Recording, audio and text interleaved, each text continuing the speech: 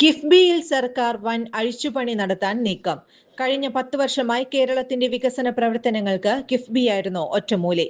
എങ്ങനെയാണ് കിഫ്ബിയുടെ പ്രവർത്തനങ്ങൾ നടന്നിരുന്നതിനെക്കുറിച്ച് സമഗ്ര പരിശോധന നടത്തുമെന്ന് മുഖ്യമന്ത്രി വി.ഡി. സതീശൻ അറിയിച്ചു. എങ്ങനെയൊക്കെയാണ് പണം സമാഹരിച്ചത്, കഴിഞ്ഞ സർക്കാരിന്റെ PR വർക്കിന് കിഫ്ബിയിൽ നിന്നുള്ള ഫണ്ട് ഉപയോഗിച്ചോ എന്നതിനെക്കുറിച്ചെല്ലാം പരിശോധിക്കും. പുറത്തുനിന്നുള്ള സംഘത്തെയാണ് ഇതിനായി നിയോഗിക്കുക. വിരമിച്ച ഉദ്യോഗസ്ഥർ വീണ്ടും കിഫ്ബിയിൽ പ്രവർത്തിക്കുന്നുണ്ടെന്നാണ് വിവരം.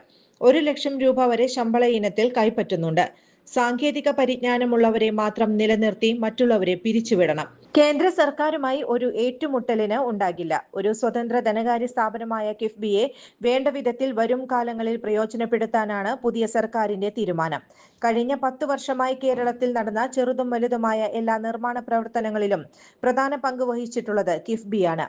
LDF സർക്കാർ സ്ഥാനമൊഴിയുന്ന ഘട്ടത്തിൽ ഒട്ടേറെ പദ്ധതികൾ കിഫ്ബിക്കായി നൽകിയിരുന്നു. കിഫ്ബിയുടേതായുള്ള ഒട്ടേറെ നിർമ്മാണ പ്രവർത്തനങ്ങൾ ഇപ്പോഴും നടന്നുകൊണ്ടിരിക്കുകയാണ്. കിഫ്ബിയുടെ പ്രവർത്തനത്തിൽ ചില കല്ലുകടികൾ ഉണ്ടോ എന്ന് UDF സർക്കാരിന് സംശയം തോന്നിയതാണ് സമഗ്ര അഴിച്ചുപണിക്കും പഠനത്തിനും സർക്കാർ തയ്യാറായത്. ആരോഗ്യ മേഖലയിൽ മികച്ച കരിയർ സ്വപ്നം കാണുന്നവർക്ക് സുവർണാവസരം.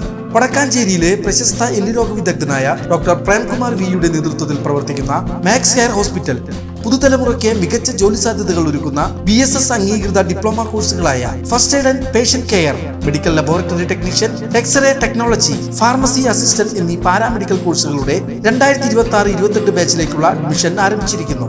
മികച്ച പ്രകടനം കാഴ്ചവെക്കുന്ന വിദ്യാർത്ഥികൾക്ക് ഹോസ്പിറ്റലിൽ തന്നെ ജോലി ലഭിക്കാനുള്ള അവസരം. കോൺടാക്ട് 0488423231 9188401013.